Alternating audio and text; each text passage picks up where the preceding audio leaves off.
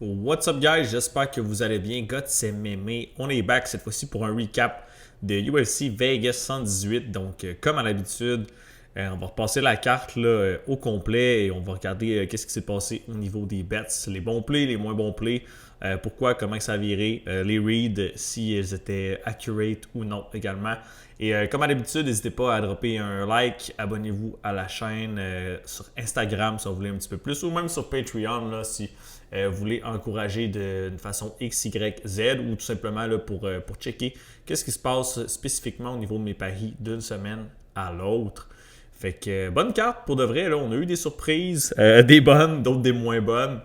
Mais fun card overall, là, j'ai fini de la regarder. J'avais manqué quelques combats ce matin. De là, justement, le recap un petit peu plus late qu'à l'habitude. Mais écoutez, il vaut mieux tard que jamais. Fait qu'on se lance sans plus tarder. Premier fight de la soirée. Kathleen Souza versus Ariane Carnelossi. Le read était bon, le bet était bon. Souza, c'était mon pick et j'avais parié Kathleen Souza par knockout. C'était plus 450, plus 475, je suis plus certain. Fait que les odds étaient quand même crazy là, pour ce props-là. Fait que 0.5 unités là-dessus. C'était aussi la première leg du Cycle Parlay, Kathleen Souza par KO. Donc, même si elle avait perdu le premier affrontement Souza en 2019, eh bien, elle a super évolué, on va dire ça comme ça. Elle a vraiment évolué là, depuis 2019. Elle s'était fait knocker TKO au troisième round là, quand elle s'était affrontée back in the days. Puis Carnel aussi, j'ai l'impression qu'elle a vraiment stagné, voire même qu'il y a eu un déclin de son côté, alors que Souza, c'est exponentiel le progrès qu'elle a fait, autant technique que physiquement. Son striking est dangereux à comme dur. Puis écoutez, je pensais pas que ça allait se faire aussi rapidement. Le pain solide Carnelossi. Là. Elle startait un petit peu plus slow la première minute, mais aussitôt qu'elle a touché solidement, on a vu que ça allait affecter tout de suite Carnelossi. Le gros head kick ensuite qui la drop. C'était de toute beauté. Je sautais de joie dans mon salon. C'était un super bon début là, à la carte. Combat suivant, j'avais quand même un bon bet là-dessus. Moins bon bet, je me suis fié un petit peu trop au unknown, dans le sens où du côté de Douben, pardon, il y a beaucoup d'inconnus, on ne l'avait jamais vraiment vu en dehors du premier, voire deuxième round, donc beaucoup d'assomptions de mon côté. J'ai remis en doute beaucoup là, son cardio, même sa durabilité. Turns out que c'était mieux que ce que j'aurais cru. Mon pari, c'était fight don't go to decision. Donc, vous comprendrez que malheureusement, ça n'a pas été de mon côté. Je m'attendais à un finish d'un côté ou de l'autre. Douben qui est comme dur. Chavez, on l'a vu se faire dropper plusieurs fois. Contender Series se faire blesser. Mais c'est une dog capable de push through it. Puis à dur également. Finalement, un peu plus timide là, debout que ce à quoi je m'attendais. J'aurais pensé voir plus de feux d'artifice puis de brawl un petit peu plus wild. Finalement, il y a eu beaucoup d'échanges de grappling, également des takedowns, du contrôle d'un côté comme de l'autre. J'ai écrit un petit peu au deuxième round la tentative de rear naked choke de Gisela Chavez. Finalement, ça n'a pas marché. Puis, on l'avait vu dans son combat Contender Series avec un cardio top notch. Là, elle a fatigué un petit peu plus. Ça a ralenti le pace du combat prématurément. Est-ce que c'est les bright lights du UFC debut? Est-ce que c'est le heavy grappling pace, entre guillemets? Possible, who knows? Mais on en a appris un petit peu plus sur les deux combattants qui sont pas super high level, à mon avis. Chavez, c'était le pick. Malheureusement, on n'a pas eu le finish. Dommage. But that's the game we play. So, on move. Joe Anderson Brito versus Jordan Levitt. Le pick, c'était Brito.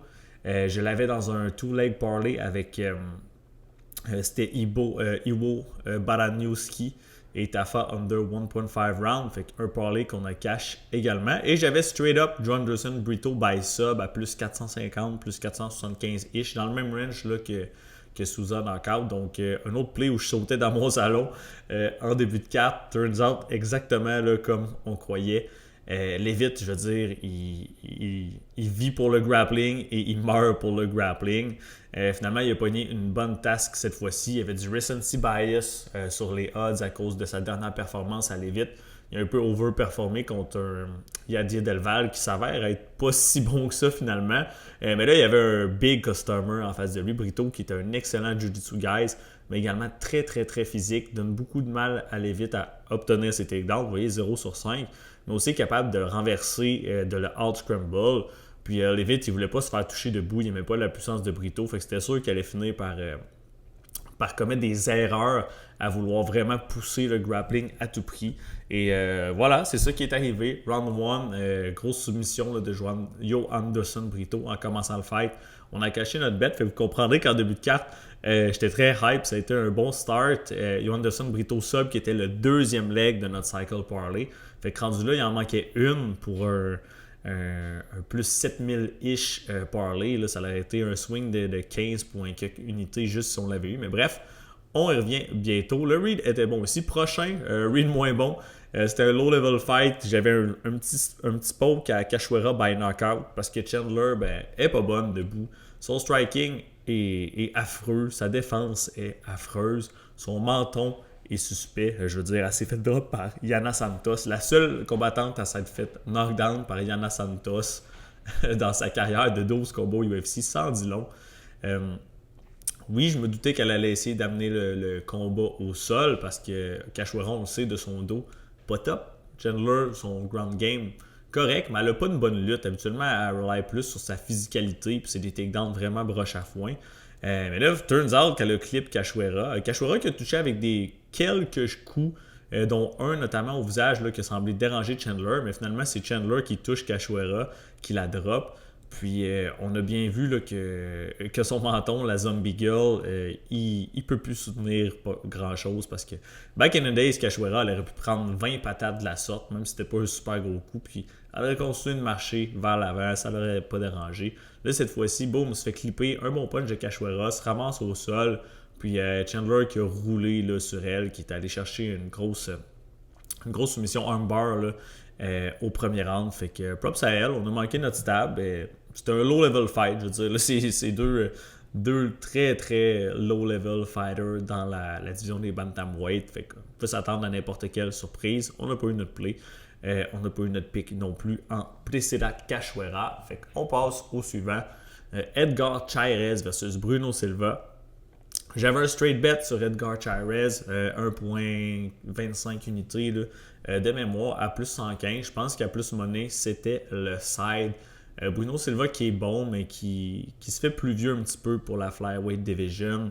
On l'a déjà vu se faire crack à plusieurs reprises dans certains combats. On sait qu'il y a un gros grappling, mais Chairez qui est très très dangereux de 1 au sol. Son jiu-jitsu est nasty. Mais il cogne très dur aussi. Bon gabarit aussi pour la division. Là, gros avantage de portée de son côté. Fait que même si Silva il touchait la cible quand même aussi, on voyait que c'était les coups de Chairez qui avaient vraiment le plus d'impact à mon avis. Chairez, dans la défaite ou dans la victoire, pratiquement dans tous ses fights, il a blessé assez gravement là, ses adversaires. Même Joshua Van, Tatsuro Taira, il a perdu ces fights-là. Mais il leur a donné une go, ça n'a pas été facile. Puis l'espèce d'uppercut super bien timé. C'était la deuxième fois qu'il l'a droppé. Il l'a droppé une fois plus tôt, je pense que c'était une straight ride de toute beauté. Réussi à timer l'uppercut un petit peu plus tard, puis aller chercher là, la sub. Fait que beau finish de Edgar Chairez. Content de mon read, content de mon bet. Ça a vraiment bien looké. Puis honnêtement, Bruno Silva, je pense que c'est dommage, mais je crois qu'il est sur un déclin. Je pense pas que ça va aller mieux pour lui là, d'un combat à l'autre. Next up, McGee contre John Yanis. J'avais Marcus McGee dans un gros parlay. C'était un two-leg parlay. Première leg, Marcus. Combat accepté par John Yanis un peu plus short notice. Je ne suis pas super high sur Yanis également. Des victoires correctes sur la scène régionale. Il revient d'une win sur Jamie Siraj qui est pas très haut niveau puis qui a un chin en plume. On va pas se mentir. Puis là, c'est un step-up massif en compétition contre Marcus McGee qui est un gros favori. McGee qui revient d'une loss mais contre Petrian. Fait que un combat qui a été relativement compétitif d'ailleurs. Fait que je pensais qu'elle allait rouler sur Yanis. Oui, il a gagné 30-27, 30-27, 29-28. Mais je m'attendais un petit peu plus là, de McGee. Même s'il a dominé le fight du début à la fin, là, j'aurais aimé ça voir un finish. J'aurais aimé ça peut-être voir même le voir pousser un petit peu plus la lutte. John Yanis, c'est un striker décent, peut-être pas bon. Là. Mais au sol, c'est vraiment sa bête noire. McGee qui est très complet, là, good all around. Fait que peut-être avoir mixé les takedowns, il aurait pu aller chercher une sub, quelque chose de genre. Debout, il a placé les meilleurs coups. Oui, son footwork, sa gestion de la distance a fait une grosse différence également. Son habileté à switcher de stance. Fait que belle win pour lui, mais je m'attendais un petit peu plus de son côté. Sur les apps fantasy, j'avais son fantasy score over. Malheureusement, il n'a pas scoré assez de ce côté-là. Fait que belle petite dub pour McGee, mais honnêtement, je pensais qu'il allait finir là, John Yanis. Combat suivant, Machinel Costa. Costa, c'était le pic, évidemment. J'avais un parlay avec Costa by finish. On a caché notre leg ici. Knockout, c'était sur la glace. J'avais un petit poke à Costa by sub. Je pense que c'était à plus 490, quelque chose comme ça. Pas un gros bet, mais je me disais qu'elle allait finir Chanel.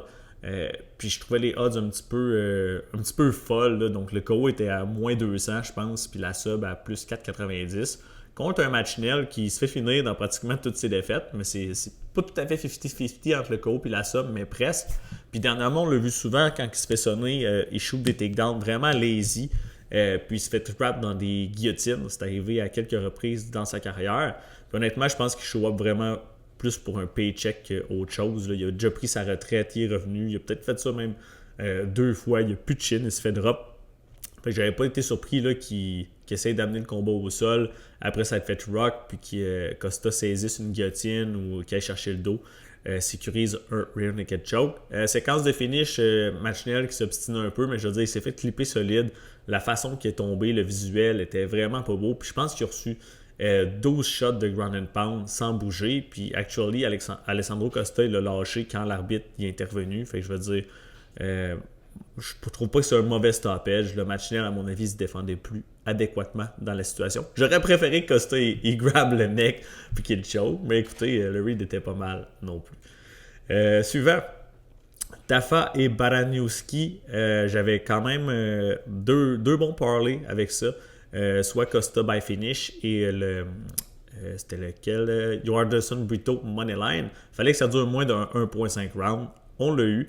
Baranowski qui a été intelligent, honnêtement, je pensais que ça allait être un fight IQ test pour lui, puis il l'a relevé d'une part parce qu'il a essayé d'amener le combat au sol. Il n'a pas eu le takedown, mais je pense que c'était la stratégie à avoir contre un junior Tafa. Donc tu ne veux pas jouer puis brawler avec Tafa debout, c'est lui donner une super bonne chance de gagner. Puis sinon, même si ça s'est passé debout, je veux dire, au lieu de rentrer dans un pocket brawl avec, il a attaqué les jambes, des gros leg kicks. De un, Tafa, on l'a déjà vu se faire KO, TKO par leg kick dans le passé. Fait qu'on sait qu'il y a une faiblesse là. Puis il s'est battu, 2 semaines, 3 semaines en Australie. Puis même s'il a gagné ce combat-là au premier round, il s'est fait chew up la jambe vraiment bad. Fait que Baranowski qui cogne super dur puis qui décide d'aller attaquer la jambe straight up en partant. Ça l'a pris 3 gros leg kicks pour mettre Tafa hors service. Il l'a terminé avec du ground and pound. Fait que super travail là, de Baranowski qui se mérite un bonus d'ailleurs. Est-ce que c'est à lui que je l'aurais donné sur la carte? Peut-être des finishes qui m'ont plu un petit peu plus que ça. Mais bref, on peut rien y enlever. Là. Il s'est battu intelligemment puis il est allé sécuriser une grosse victoire assez facilement là, contre Junior Tafa. Next, Santiago Luna versus Bryce Mitchell. J'avais un bet sur Santiago Luna. Et avec du recul, pas un super bet de ma part. C'est pas le pari dans lequel je suis le plus fier, vu les circonstances, comment que ça s'est passé. Peut-être qu'avec un full camp, il pourrait l'avoir, mais c'était short notice pour lui. Puis honnêtement, je pense quand même que Luna, il a les habiletés techniques pour réussir à battre un Bryce Mitchell. Mais vraiment, fait des grosses erreurs. Là. Je pense que c'est le fight IQ ici qui lui a coûté le plus cher. Donc, premier round, je veux dire, il s'est fait amener au sol relativement vite. Mais c'est lui, actually, il a défendu la première tentative de takedown de Mitchell. Puis c'est lui qui a essayé d'amener Mitchell au sol. Puis dans la tentative, il s'est comme fait reverse, out scramble, puis il s'est ramassé en dessous. Puis après ça, incapable de se relever. Fait que je veux dire, tu sais que c'est la force de Mitchell, le jiu-jitsu, le grappling. Même si Luna, c'est un excellent lutteur, je pense que le jiu-jitsu, l'avantage est clairement à Mitchell, même sur papier. Puis je veux dire, pourquoi essayer de l'amener au sol où est-ce que ça peut play out à son avantage quand debout, tu es plusieurs niveaux au-dessus de ton adversaire. Fait que premier round, ça se passe comme ça. Puis deuxième, quasiment la même chose. Je veux dire, il défend kind of les takedowns. Puis au lieu de couper les angles puis de sortir quand Mitchell il met de la pressure, il décide d'engager le corps à corps puis il se ramasse au sol une deuxième fois. Fait que bad look. Dommage parce que debout, le peu qu'on a vu, il plaçait des shots qui avaient quand même l'air à déranger Mitchell. Puis un peu la même chose au troisième round. Ça s'est ramassé au sol, mais Santiago était on top. Puis il a give up la position pour essayer d'aller chercher un choke. Finalement, Mitchell reste patient. Il sert de son expérience, de son plus haut pedigree en jiu-jitsu. Réussit à renverser la vapeur puis d'aller choker Luna. Fait Écoutez, pas un super bet de mon côté d'une part, mais aussi le type d'unité. Je pense que j'avais misé un petit peu trop là, sur Luna par rapport au risque qu'il y avait. Contrairement, mettons, à Edgar Chairez, mon bet était plus petit, mais je pense que c'était plus safe d'une certaine manière. Donc, une petite erreur de risk management de mon côté. Mais écoutez, on fait tous des erreurs. Il faut juste être capable de les repérer puis d'en apprendre. Fait que ici, ça a été une bonne leçon là, de ma part du côté de Santiago Luna. Puis je pense que ça va être bon pour lui, cette défaite-là. Oui, c'était short notice. Écoutez, il a perdu. On ne peut rien enlever à Bryce Mitchell. Mais je pense que Luna, il va revenir meilleur puis il va apprendre de cette première défaite-là. Puis j'espère que les erreurs de Fight IQ massives qu'on a vues samedi, ça va pas se reproduire de son côté parce que le kid a du talent, il a des skills. Puis s'il se rematch dans le futur, j'aimerais ça voir un rematch éventuellement, pas tout de suite. Là. Laisser Luna un petit peu de temps là, pour travailler sa game. Mais honnêtement, je pense là, qu'il pourrait passer Bryce Mitchell là, éventuellement. Next, on arrive à la fin, c'est le combat qui a été crève-cœur ici. J'avais un gros parlay Farheziam avec Marcus McGee, donc un parlay de 2.5 unités if, fait que c'est quand même un gros play. Puis c'était la dernière leg du cycle parlay. On avait besoin de Farheziam par décision. J'ai pas vu le combat live, j'avais une soirée samedi, je l'ai réécouté ce matin justement, puis j'étais tellement déçu. Je veux dire, Ziam a gagné le dernier round. Il a perdu les deux premiers, mais ça a play out beaucoup plus serré que ce que je croyais quand j'ai vu les stats et la décision. Je veux dire, le premier round, là, ça s'est joué de peu. Là. C'était pas nécessairement une grosse marge de manœuvre là, du côté de Tom Nolan, même si je lui donnais le round clairement. Puis même chose pour le deuxième. Puis tu sais, Ziam, il y a eu des moments où il y a eu le moment où il a fait un spinning back elbow, il a glissé, s'est ramassé on bottom. Je veux dire, c'était au deuxième, puis il était en train de dominer, pas dominer, mais il gagnait le début du round, à mon avis. Jusqu'à la séquence où justement il trébuche, il tombe, il se ramasse en dessous. Nolan, il a 2 minutes de control time.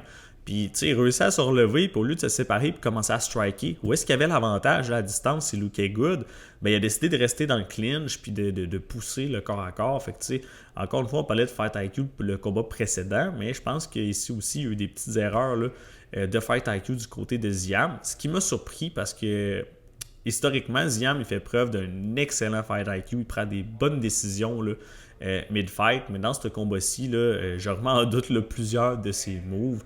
Je pense qu'il a poussé le grappling un petit peu trop là, à des moments où il dominait là, à distance. Puis c'est ça, écoutez, déception. Il aurait tellement pu aller chercher ce combat-là. Tom Nolan, gros underdog.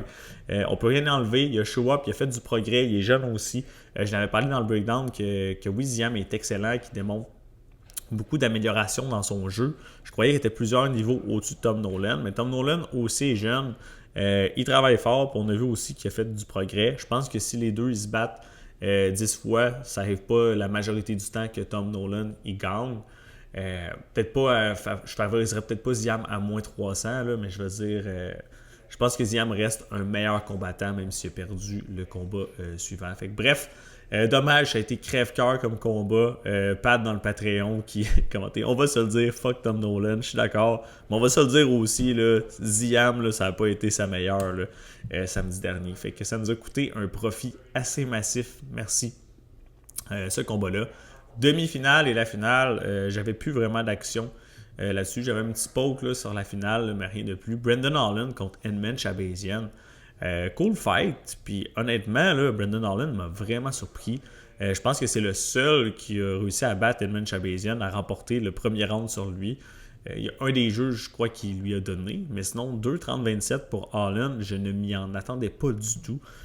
Puis un seul takedown, je veux dire, il n'y a même pas eu besoin de takedown Shabazian puis de le contrôler au sol pour gagner ce combat-là. Son striking qui est good, les petits step back, les slips avec les counters, un bon timing. C'est lui qui a placé les meilleurs shots qui ont fait le plus de dégâts. Fait une belle victoire, là, fair and square. Puis honnêtement, il m'a vraiment impressionné, le Brendan Holland. Ça me dit son striking, il a passé là, quelques niveaux. On s'entend Shabazian qui est extrêmement dangereux, qui est un excellent striker, surtout en début de combat. Du côté de Shabazian, je veux dire, step back. Au moins, il a démontré qu'il pouvait faire un 3 rounds sans nécessairement fatiguer flat out gas. C'est sûr que le pace, ça n'a pas été un heavy grappling pace, mais bon, quand même, une petite amélioration de son côté aussi. Puis j'ai hâte de voir Brendan Holland en action là, qui est en train de peaufiner sa game de striking clairement. Puis la finale, j'avais 2 petits pokes, c'était pas grand chose. Là, je pensais que Bonfim allait gagner, c'était mon pick. Vous l'avez vu si vous checkez sur Instagram ou si vous avez écouté le breakdown. Mais j'avais, je pense, 0.1 unité sur Belal, round 4 et round 5. Donc, c'est des odds de plus 3000-ish. Je trouvais ça un petit peu trop élevé à mon goût là, pour passer là-dessus. Puis finalement, Bonfim qui show up. Je m'étais dit, si Bonfim gagne les 2 premiers rounds, puis qu'on voit un signe de fatigue, puis que Belal réussit à pousser un pace, fatiguer Bonfim, ben je vais parier Belal live. Finalement, après 3 rounds, je checkais du coin de l'œil là, sur mon cell à FLC, l'événement où j'étais. Puis Crime Bonfim qui avait l'air encore good, mais Belal qui poussait pas le pace à quoi je m'attendais. Je veux dire, vous voyez, il a shooté 2 takedowns en 25 minutes. Je comprends que Bonfim, il a un jiu-jitsu dangereux, mais si tu veux edger les rounds contre un Gabriel Bonfim qui a historiquement un cardio moyen, ben il faut que tu le fasses travailler fort. Je veux dire, si c'est un striking battle à distance technique pendant les 3 premiers rounds, puis qu'il se passe pas grand-chose, un volume correct, une défense correcte, je veux dire, Bonfim, on l'a vu, il y a du cardio pour 5 rounds. Fait que Belal, je remets en question son game plan depuis ces 3 derniers fights, le JDM, Gary, puis celui-là. Je sais pas à quoi il pense. Lui, encore une fois, qui historiquement faisait preuve de très bonnes décisions dans ses combats, puis qui s'adaptait bien, s'ajustait bien à ce qui se passait mid-fight. Mais là, depuis les 3 derniers combats, je suis comme, voyons, Belal, qu'est-ce que tu fous? Fait que Bonfim, j'enlève rien, il a fait beaucoup de progrès, puis j'en parlais là, dans le breakdown. Ses calf kicks sont rendus excellents, son jab, son check hook, son overhand, sa gestion de la distance, son footwork, d'un combat à l'autre, il fait beaucoup de progrès. Mais qui se serait attendu à ce que Bonfim gagne une décision sur 5 rounds, 50-45 sur la carte des 3 juges? Je pense qu'à peu près personne. Fait que Bonfim qui fait du progrès, qui démontre qu'il est là pour vrai, je pense, chez les 170 livres. Puis honnêtement, Belal Mohamed, un gros step back, encore une fois. Je l'avais parlé, je trouvais qu'il ralentissait, que ça ne lookait pas trop good les derniers fights. Il parlait qu'il avait été malade, etc. Mais là, avec ce qu'on a vu samedi, là, plus d'excuses pour Belal. Malheureusement, je pense que ses plus beaux jours sont derrière lui. Fait que, tu sais, Poche, j'ai me fait cacher souvent, je l'aimais bien. Mais là, avec ce qu'on a vu là, samedi, ça va être plus dur de rely sur lui, dépendamment de c'est qui vont mettre en face. Puis, watch out, j'ai hâte de voir qu'est-ce qu'ils vont offrir à Bonfim next. Fait que ça fait le tour là, de UFC Vegas 118. Pour les résultats, c'est vrai, j'ai dit au début, j'ai oublié. Overall, j'ai perdu 1,45 unités. Dans les plays réguliers, là, dans le Patreon, c'est plus 0,61. Mais c'est dans le Fantasy que ça a coûté un petit peu plus cher avec moins 2,06 unités. Fait que léger step back, mais on était sur 6 events dans le vert de suite. Fait que c'est pas grave, on va remettre les pendules à l'heure, on apprend de ça, puis on va revenir en force là, pour UFC. Topuria Gaethje dimanche prochain. Ça va être épique. J'ai vraiment hâte de voir le setup à la Maison-Blanche. J'ai déjà fait un pari, je l'ai posté dans le Patreon. Je peux vous le donner, même ça va faire plaisir. C'est Josh O'Kitt versus Derrick Lewis, moins de 1.5 rounds. Je l'ai parié quand même un bon bet, 2.8 unités là, pour un retour de 1.5 en profit. Je crois honnêtement que ce fight-là ne va pas durer longtemps, qu'il y a beaucoup de chances de terminer au premier round. Probablement même 70 à 80% des chances de terminer dans les 5 premières minutes. C'est mon read. O'Kitt, il pousse un pace de fou. Il va vouloir put on a show à la Maison-Blanche, la plus grosse carte de l'histoire. Ben, pas la plus grosse, mais la carte la plus historique probablement de l'histoire du UFC. Fait que d'après moi, il va essayer là, de faire un quick work de Derrick Lewis. Puis s'il prend des chances, ben, je veux dire, Lewis a également... Mais sa seule condition de victoire, c'est un home run, c'est un knockout blow out of nowhere. Pas impossible, là, mais je pense vraiment qu'O'Kitt il risque de smoke Lewis assez rapidement. Fait que pour mes prédictions plus en détail, là, vous écouterez à la fin de la semaine mon breakdown pour UFC Freedom 250. Et là-dessus, c'est ce qui conclut le recap. Fait que that's it, guys. Je souhaite une excellente semaine. Puis on se voit demain à Décision Partagée pour jaser MMA. Peace!